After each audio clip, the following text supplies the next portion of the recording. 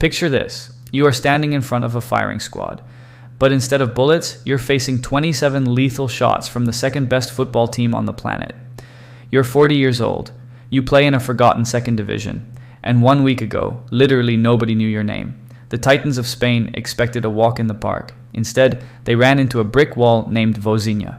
In Portuguese, his nickname literally translates to Little Grandmother. This is the story of how a journeyman goalkeeper with a funny nickname, 0 big money contracts, and a heart full of grief pulled off the greatest shock in World Cup history. Before the stadium lights, there was just Josimar Dias, born in Cape Verde, an island nation of just 500,000 people. His father was deployed in the military. His mother worked endless hours just to keep food on the table. So Josimar was raised by his grandparents. They gave him everything. When they playfully started calling him Vozinha, Little Grandmother, it drove him crazy. He hated it, but the name stuck, and little did he know he would carry that name into football folklore. But the football world didn't want him. Scouts looked at him and said, "Too small, next." He didn't hit his growth spurt until it was almost too late. Vozinha didn't sign his first professional contract until he was 25 years old. To put that into perspective, Lamine Yamal, the teenage Spanish prodigy he would face decades later, was literally born the exact same year Vozinha's career finally started. What followed wasn't a glamorous career. It was a grueling 19-year grind,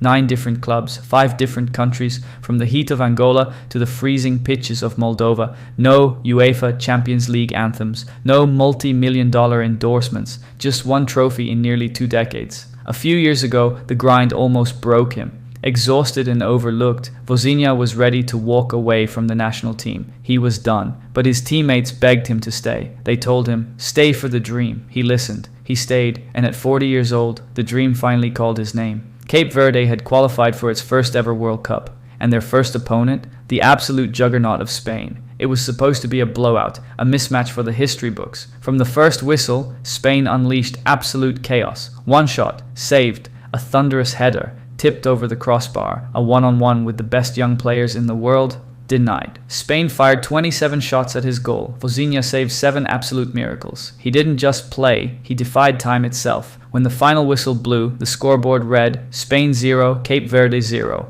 The biggest miracle of the tournament was official, but while his teammates ran around celebrating, Vozinha stood alone by his net and broke down in tears. He wasn't crying because he won, he was crying because his grandparents, the 2 people who gave everything for his life, passed away a few years prior. They never got to see this moment. And his mother, she couldn't even afford the visa to travel. She was watching her son shock the world on a tiny screen, 4,000 miles away. Before the match, Vozinha had a humble 46,000 followers on Instagram. During the game, a Brazilian broadcaster looked into the camera and told millions, "Go follow this man right now." Within minutes, 1 million. By the next morning, nearly 10 million followers. In less than 24 hours, a 40-year-old journeyman from a tiny island had more followers than some of the biggest superstars in American sports. This is why we love this game. Not for the superstars who were always destined for greatness, but for the 40-year-old who waited his entire life for just 1 moment. The man who carried his grandparents' nickname to the absolute peak of the world stage stood in front of giants